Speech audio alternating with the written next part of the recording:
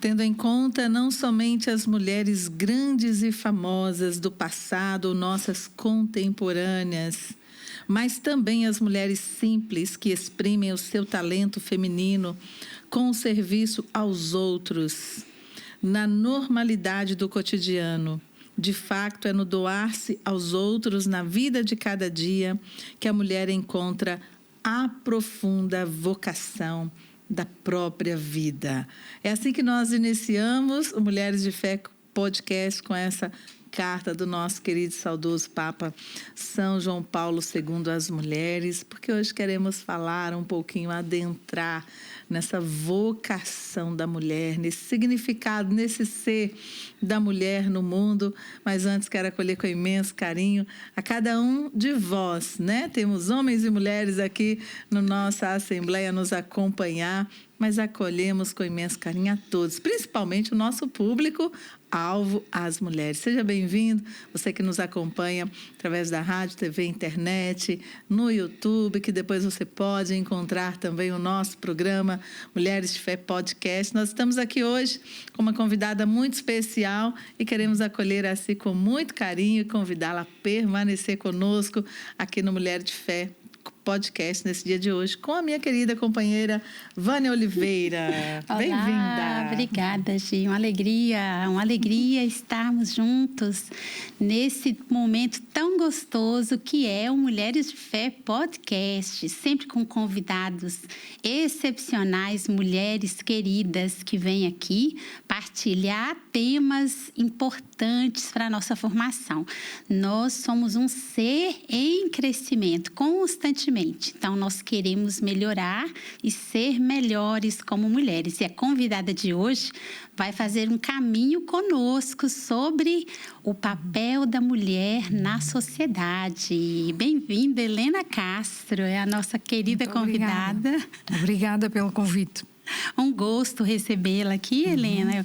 Ok, obrigada. E nós gostaríamos que você começasse falando um pouco de si, que faz, né, um pouco aí dessa trajetória. Quem é a Helena, Quem né? é a Helena? Ora bem, a Helena é uma mulher de 57 anos, que nasceu em Angola, viveu no Brasil 7 anos e desde então, desde 1982, vive em Portugal.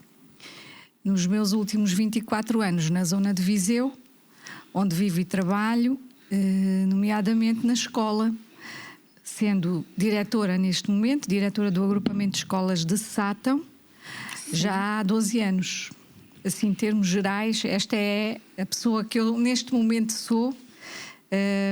Pronto, e depois todo o resto, a minha formação, aquilo que poderiam ter curiosidade. Eu comecei por ser professora do primeiro ciclo, aos 21 anos já estava a dar aulas no primeiro ciclo.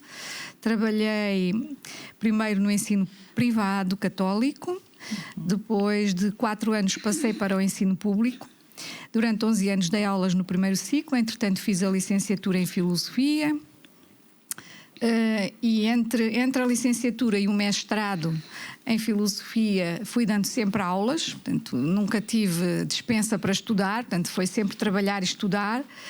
Fiz o mestrado na Universidade de Lisboa, na Faculdade de Letras, em Filosofia de Expressão Portuguesa, dedicado ao tema da emancipação da mulher, exatamente, a partir de uma obra de um autor português que não é nada conhecido, que se chama Lopes Praça, que foi professor de Direito na Universidade de Coimbra, viveu no século XIX, morreu em 1925. Portanto, é um autor muitíssimo interessante, quanto a mim, o pensador mais atual sobre as mulheres na Europa, na sua época. Sim.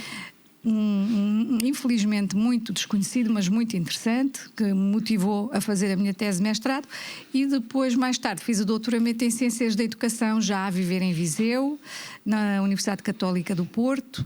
E no meio disto fui professora do primeiro ciclo, fui professora de Filosofia, fui professora de Educação Especial, dei aulas no seminário, preparei durante 4 anos os seminaristas dos primeiros anos nas disciplinas de Ética e Antropologia Filosófica. Também colaborei com a Diocese de Viseu na formação dos diáconos permanentes, em articulação com a Universidade Católica de Lisboa, em disciplinas muito variadas, Sociologia da Religião, Ontologia, Antropologia Filosófica, enfim, colaborei sempre naquilo que me pediram. Durante vários anos fui catequista, até ser diretora praticamente. Durante muitos anos comecei com 13 anos a dar catequese em São Paulo, na minha paróquia de São Paulo, que era Bom Jesus do Brás. Que maravilha! Que era a paróquia onde eu fiz o crisma. E não havia ninguém para evangelizar, e eu fui para lá fazer a minha preparação para o crisma, e como eu era uma apaixonada pela Bíblia, conhecia bastantes passagens e eu dava muitos exemplos da Bíblia durante a catequese. Então o padre achou aquilo interessante e acabou por me convidar para dar catequese. Curiosamente, a primeira catequese que eu dei foi a pais para batizarem os filhos. E eu tinha 13 anos e preparava os pais para batizarem os filhos. Eu tinha lá sempre 60 a 70 pessoas nas catequeses de 15 em 15 dias. Claro que eu comecei muito aflita, não é? Com 13 anos, uma menina falar a pais. Eu ia nervosa, muito nervosa no primeiro dia que dei catequese, mas depois lá veio aquela coragem que Deus nos dá, não é? Quando nos pede uma missão, e a verdade é que as catequeses foram frutíferas e a comunidade lá continuou, e também com a minha colaboração, e tem sido sempre assim. Deus de vez em quando chama-me para umas missões que eu acho que não estou preparada, mas depois até se consegue dar o nosso testemunho. E pronto, eu acho que fica por aqui, não? Sim, olha, Nossa Senhora. A gente gostou muito dessa parte dos 7 anos no Brasil, né, Gi? Muito bom. Aprendi muito. A gente se ajuda, nos aproxima, e é assim mesmo. Quem foi o meu grande evangelizador pela presença no Brasil foi o Padre Zezinho. Olha. Eu acho que eu comecei por ser uma pessoa muito curiosa desde muito miúda. Desde que aprendi a ler, a Bíblia foi sempre o meu livro de eleição. Os meus pais até achavam estranho, porque eu gostava muito de ler a Bíblia. Com 9 anos eu já queria ler o Antigo Testamento e li o Gênesis e o Êxodo todos, seguidos. Aquilo era apaixonante. Depois, quando eu cheguei à fase mais pós 12 anos, a minha mãe começou a perceber que eu tinha muitas questões que ela não conseguia dar sempre resposta. E então entendeu que me devia comprar livros para eu ler, já que eu gostava de ler, e comprou-me vários livros do Padre Zezinho. E depois, quando foi possível, também os discos do Padre Zezinho. E, portanto, esses livros e esses discos do Padre Zezinho foram os meus grandes evangelizadores. Que maravilha, né? Portanto, eu devo muito ao Brasil, né? Devo muito à minha presença e à minha história no Brasil. Maravilha. Também por aí, por essa oportunidade de encontrar uma pessoa como o Padre Zezinho que evangeliza para a vida. Portanto, ele evangeliza não com teorias sobre isto ou aquilo, mas com mensagens profundamente enraizadas na Bíblia para a vida, que nos ajudam a ser mais cristãos, a ser mais pessoas, a saber escolher. Portanto, isso foi muitíssimo importante para mim. Amém. Sim. Helena, vamos lá. Olha aqui, minha querida, a gente já viu que a Helena tem muito para contribuir, gente. Vai ser pouquíssimo tempo, já percebemos. Muita história boa, já percebemos. Essa relação com a Edith Stein, se calhar, surge aí no tempo da filosofia. Sim, por aí. Sim. Edith Stein, que tem tanto também a contribuir como testemunho dessa mulher de Deus, a nos formar, nos ensinar, né? Fala um pouquinho para nós desse contributo dessa mulher, dessa experiência sua com ela, desse gênio feminino que Edith Stein fala. Eu sempre tive alguma ligação ao Carmelo, desde muito nova. Comecei por ler a vida de Santa Teresinha do Menino Jesus e acabei por ficar sempre muito ligada emocionalmente, afetivamente ao Carmelo. E quando soube que havia uma filósofa de origem judia que se converte ao catolicismo como adulta e que entra no Carmelo, isso deixou-me fascinada. Como é que se faz este caminho? Como é que alguém dá um salto deste tamanho, passa do judaísmo para o catolicismo?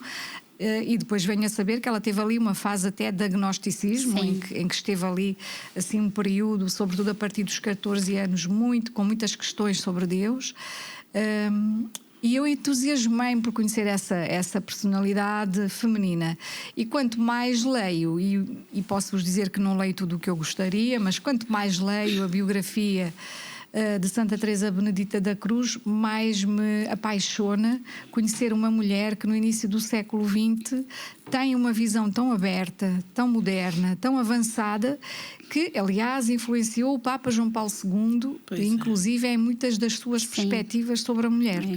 Muitos escritos, né? É a única mulher filósofa citada, né? Nos escritos do Papa João Paulo II. Embora haja mais, mas esta é cristã, portanto, ela consegue fazer uma coisa que nem sempre é fácil fazer, que é uma ponte, eu diria, de uma espiritualidade transcultural. Ela consegue trazer o judaísmo para o catolicismo, portanto consegue ligar, e depois os conhecimentos filosóficos de Edith Stein são muito grandes, são de uma amplitude enorme, desde a filosofia grega à filosofia alemã, à filosofia aristotélica, portanto ela domina completamente pensamento filosófico e domina de tal maneira que chegou a traduzir uma obra de São Tomás de Aquino, de Questiones Veritate, que é uma das obras filosóficas fundamentais da filosofia, por ser uma obra de explicitação de conceitos que nos ajuda a perceber o pensamento, a organização do pensamento, o que é verdade, o que é que não é verdade, o que é que se pode considerar como verdadeiro. E ela, como a verdade é um problema filosófico por natureza, Edith Stein foi sempre, digamos, o pilar de toda a sua vida, porque ela sempre tentou viver em verdade. Tudo isto me entusiasmou, não é? Portanto, Edith Stein tem realmente muito a dar, eu diria, não só à Igreja, mas à filosofia e à filosofia no feminino. Eu fiz uma pós-graduação em 2022 sobre filosofia no feminino, exatamente para conhecer melhor as filósofas ocidentais contemporâneas. Edith Stein está sempre nos elencos de todas as coletâneas que se fazem de filosofia no feminino, aparece nos Edith Stein. É incontornável. Cada vez mais, não é? Sim. A gente percebe, Teresa, Helena, cada vez mais as pessoas buscando, né? E o meio acadêmico, especialmente, sim. Né? Buscando conhecimento sobre Edith Stein. Mas é uma fonte inesgotável. Inesgotável. Dizer. Tudo o que ela escreveu, ela tem escritos filosóficos, tem escritos antropológicos, tem escritos espirituais, fez poesia, portanto, é de uma riqueza enorme e com certeza vai-se demorar muitos anos até se conseguir ter uma... Eu diria, comentar na completude tudo aquilo que ela escreveu, tudo o que ela pensou. Sim, falando do papel da mulher na sociedade. Fala-se muito no que a mulher faz, no que a mulher pode fazer. E a gente sabe que muito mais do que fazer é o ser, né? Nós gostaríamos que você falasse para nós, nessa sua visão, nesse caminho tão bonito, né, Gi? Você fez aí. Como você vê hoje o papel da mulher na sociedade? A mulher podia fazer ainda mais. No entanto, eu concordo com a ideia de que o ser é que é a raiz do fazer, não é? O fazer não tem sentido sem o ser. Isso. Porque o ser é a essência do agir. Portanto, o ser humano, qualquer pessoa, homem ou mulher, para ter uma ação eficaz, uma ação que faça algum sentido e que deixe, no fundo, o mundo um pouco melhor, tem de partir daquilo que é a sua interioridade, a sua raiz profunda e, sobretudo, no caso dos cristãos, não é? No caso dos católicos e dos cristãos, da sua identidade com Jesus Cristo.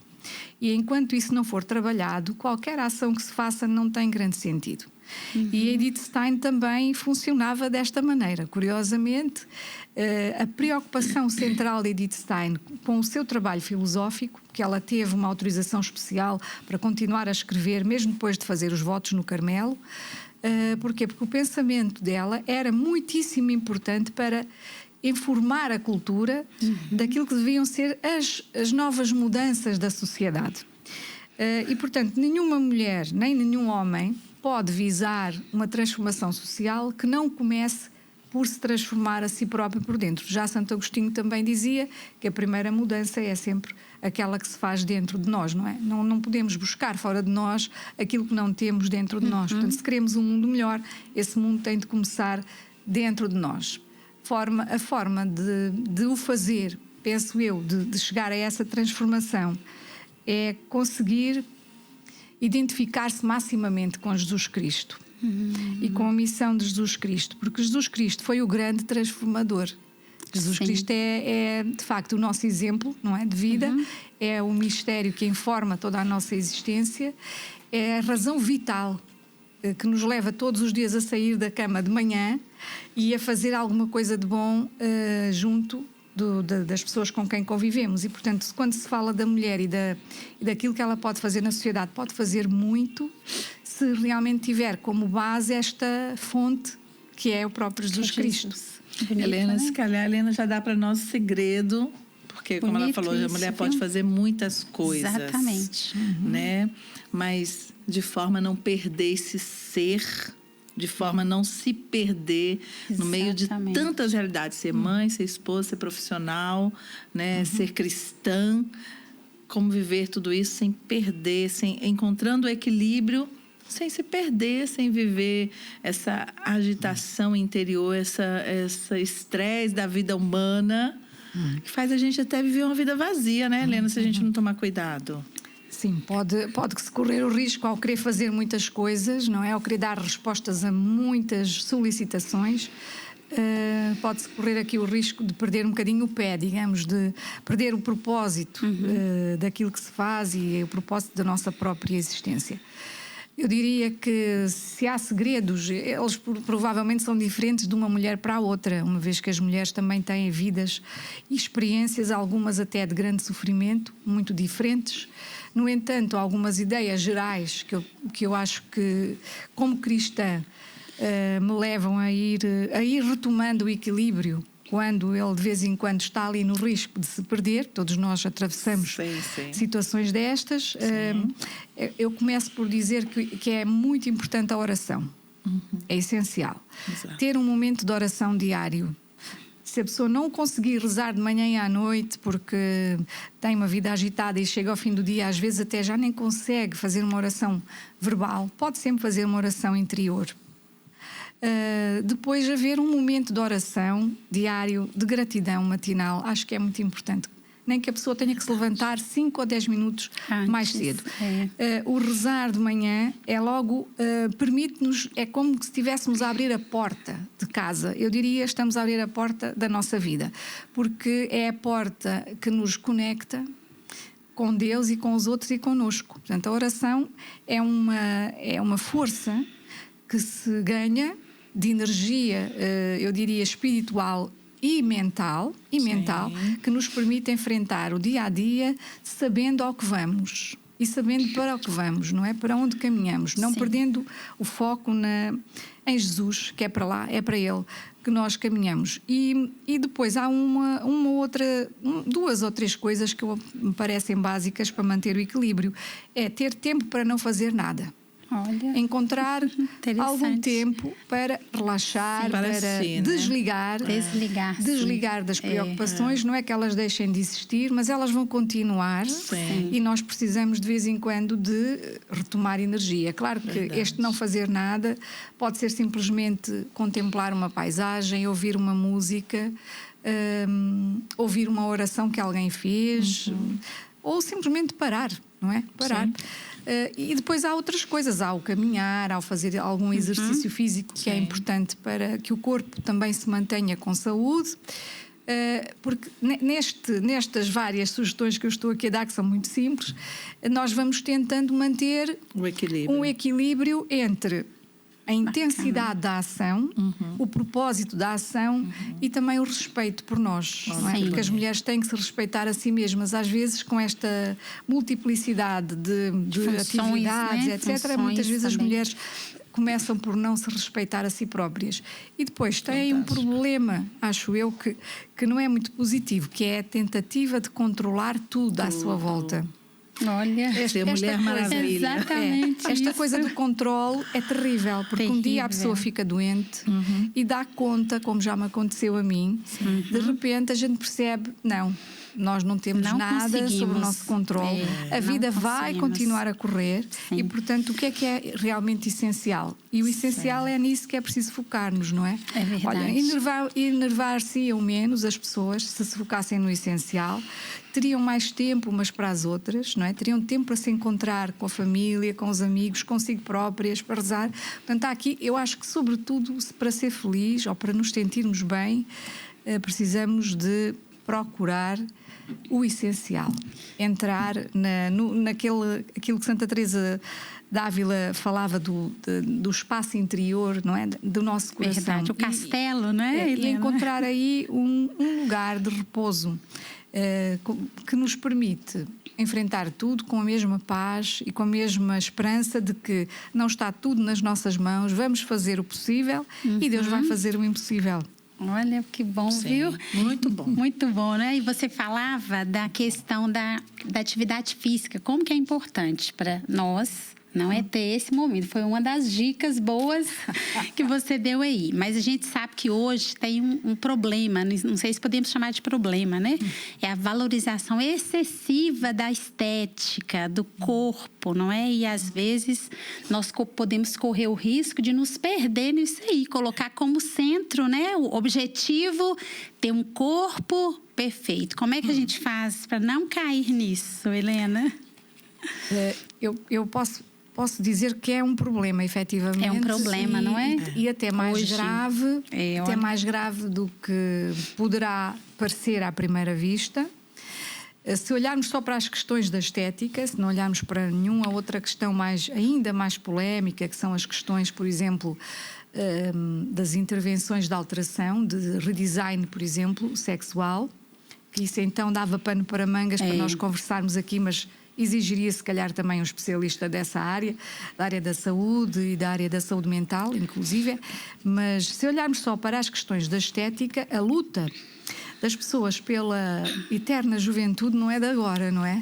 Sim. Agora temos um coadjuvante que é benéfico até um certo ponto, porque efetivamente há muitos tratamentos de beleza que permitem que as mulheres e os homens fiquem mais rejuvenescidos. Fiquem mais bonitos, mais apresentáveis, mas se houver um exagero, o que está a acontecer e o que poderá acontecer é uma violência contra a nossa própria natureza. Portanto, é transformação. Interessante, né? Algumas transformações correm bastante mal. É verdade. Porque lá está, a pessoa já caiu num excesso. Portanto, e esse tipo de excessos levará certamente a pessoa a uma tristeza ainda maior do que aquela que sentia no início dos seus tratamentos.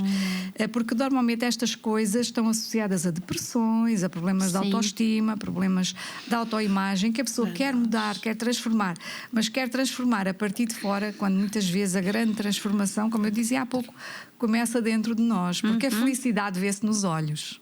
A felicidade da pessoa, a alegria, vê-se nos olhos. O bem-estar vê-se nos olhos, vê-se na forma como a pessoa sorri, na forma como a pessoa trata os outros. Não é porque tem os dentes perfeitos, ou porque tem as rugas, ou que tem as rugas transformadas. Eu tenho visto pessoas de idade que nunca fizeram nenhuma intervenção estética e que têm um sorriso espetacular, têm uma beleza maravilhosa. E o envelhecimento é um processo natural. Portanto, o tratar o envelhecimento, o corpo, como algo que é templo de Deus, já nos permite respeitar o corpo. Estas alterações estéticas que se fazem de forma muito radical, normalmente têm por trás um desrespeito pelo corpo e, inclusive, até um desligamento psicológico da identidade corporal, e a pessoa pensa no seu corpo como qualquer coisa fora de si. Portanto, isto é extremamente mau do ponto de vista da saúde mental. Portanto, há que refletir o que é que nos leva à procura destes tratamentos, tentar perceber qual é o nosso propósito, se é realmente ficar um bocadinho melhor, não é criticável. Agora, se é transformar-me numa outra coisa que eu não sou, eu não vou conseguir isso. Ou seja, a minha imagem vai ficar deformada, eu não vou atingir aquilo que eu pretenderia, que era ter mais espaço de comunicação, ter mais visibilidade, ser mais apreciada pelos outros, ser mais apreciada por mim. Provavelmente não será por aí o primeiro ponto, o primeiro caminho a seguir seria o encontro da pessoa consigo mesma. Exato. O preocupar-se em perceber porque é que sente esse vazio, porque o vazio dá origem, né, a muitos tratamentos e a muitas coisas externas, mas não se resolve o problema interior. Portanto, o que está lá, a solidão, o vazio absoluto, porque que é o vazio absoluto com que nós nos confrontamos da nossa natureza, não é? Como dizia Sartre, o homem está condenado a ser livre. Ninguém morre por outra pessoa, ninguém nasce por outra pessoa. Portanto, essa é a nossa solidão existencial e isso não dá para substituir. Portanto, os tratamentos estéticos não vão resolver essa solidão. É preciso encontrar outras formas e uma delas, por exemplo, é a oração. É encontrar-se com Jesus Cristo. Deus, não é? É perceber, por exemplo, qual é a grande alegria. O que é que me dá efetivamente alegria? Será que é ter menos rugas? Ou será que é ter pessoas que me amem e que eu possa amar? Será que é ter um corpo com menos 20 quilos? Ou é ter um corpo capaz de dar afeto e de receber afeto? Portanto, e tudo isto tem que ser questionado. O que é que nos faz realmente bem? Que riqueza, né, Gi? Vai um encontro um pouquinho daquilo que o Victor Frankl fala, né? De encontrar o sentido da nossa vida, né, Helena? E tentar encontrar aí também a alegria, encontrar aí também o que nos faz caminhar, o que nos faz levantar, o que nos faz buscar ser para o outro, esse amor transcendente, né? E valorizar a si mesmo, né? Respeitar-se, amar-se, acolher-se. Infelizmente, existe uma sociedade doente hoje, né? E que, por causa de tantos contextos que vão buscando, pode se perder, né? Naquilo que é o essencial. A sociedade de consumo também nos consome. É verdade. E temos que estar atentas a isso, não é? É verdade. Nosso tempinho ali vai caminhando. Olha, algo que Santa Edith diz a respeito da presença feminina em todos os trabalhos, em todos os âmbitos sociais, até mesmo em trabalhos ditos masculinos, mas que ela continuará a exercê-lo de um modo particular, né? Podemos dizer que a mulher pode assumir todos os tipos de trabalho? No tempo em que Edith Stein escreveu isso, que foi ali pela década de 30 do século XX, com certeza que haveria trabalhos que as mulheres não iriam poder desempenhar, nomeadamente aqueles que exigiam muita força física. Hoje já não se pode dizer dessa mesma forma, embora Edith Stein sempre tenha defendido que as mulheres poderiam desempenhar qualquer profissão. Ela visava especialmente o acesso das mulheres à medicina, que era uma das áreas que estava vedada na Alemanha na altura em que ela fez essas conferências sobre a mulher. Por isso que ela é um pouco confundida com as questões feministas, né? Não tem nada a ver, né, Helena? Não, ela participou no movimento feminista, nomeadamente em atividade partidária e ativista, mesmo na área da defesa dos direitos das mulheres, por exemplo, ao voto, que não tinham também na Alemanha, assim como também foi responsável pela entrada das mulheres na universidade pela porta da frente, porque ela fez o doutoramento e não conseguia ser chamada para ser professora. E antes ainda do nazismo não foi. Porquê? Porque não havia hipótese nenhuma de uma mulher ser chamada como professora universitária, professora catedrática. Isso era impensável.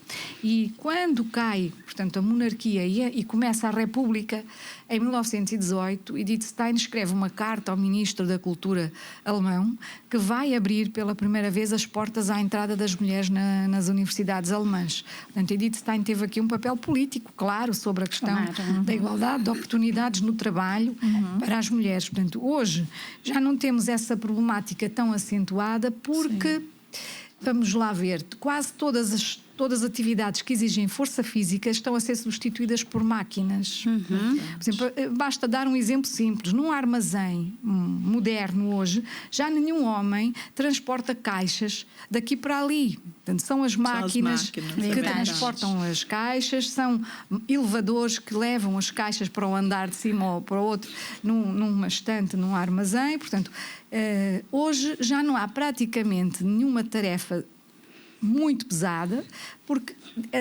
por norma estão a ser substituídas essas tarefas por máquinas e por isso as mulheres vão ter qualquer problema em realizar qualquer profissão. Mas lembrando, sem perder a sua essência, né? E a sua relação com Deus. Foi bonito isso, Helena, que você trouxe. Obrigada. Foco, o modelo, né? Que eu tenho que focar na minha relação com Deus. Aí, a partir daí, posso fazer... Sim, eu penso que essa ideia, para mim, é central, porque sem o amor de Deus não é possível espalhar o amor na sociedade. Portanto, o amor só existe a partir da sua fonte. Já dizia São Bernardo. E, portanto, sem a fonte do amor, as mulheres não levam amor. Nem os homens. Portanto, se nós queremos transformar o mundo num mundo mais amoroso, efetivamente, que é um mundo mais feminino, no fundo, efetivamente é preciso trazer o amor dentro de nós. E a fonte do amor é Deus, não há outra fonte. E, portanto, o foco tem que ser esse. Isso vai transformar todas as relações. Se eu tiver amor por alguém, eu sou incapaz de lhe fazer mal. Eu sou incapaz de difamar, mentir, fazer intrigas, criar problemas, divulgar más informações, não é? A política mudaria. Tudo mudaria. As relações laborais mudariam. As relações na família mudariam. Bastaria para isso que nós tivéssemos como princípio, que nenhum de nós é perfeito, o amor de Deus na base de todas as relações. Inclusive é da relação connosco. Verdade. Que bonito. Chegamos ao fim. O tempo passa voando. Chegamos ao fim de mais um. Nós queremos agradecer a todos que estiveram conosco aqui no podcast Mulheres de Fé, de maneira muito especial. A nossa convidada de hoje, Helena. Obrigada, viu, Helena, por essa riqueza partilhada, esse contributo, essa mensagem final desse amor de Deus que centra e direciona toda a nossa vida, seja homem, seja mulher. E nós encontramos você sempre, hein, gente, aqui na TV Canção Nova, às quartas-feiras, às 21 horas. Na Rádio Canção Nova, em breve, estaremos início também ao Mulheres de Fé Podcast. E você vai nos acompanhando também, encontrando lá no nosso canal do YouTube. E lembrando que as lives Mulheres de Fé acontecem às quintas-feiras, às 21 horas, lá no Facebook, Mulheres de Fé /CN Portugal, né, Vânia? Também tem o nosso Instagram, não é? @Mulheres de Fé CN, e acompanhe-nos também pelo @CN Portugal. E assim nos despedimos, agradecendo a presença de cada um, a companhia, e até o próximo Mulheres de Fé Podcast. Ok.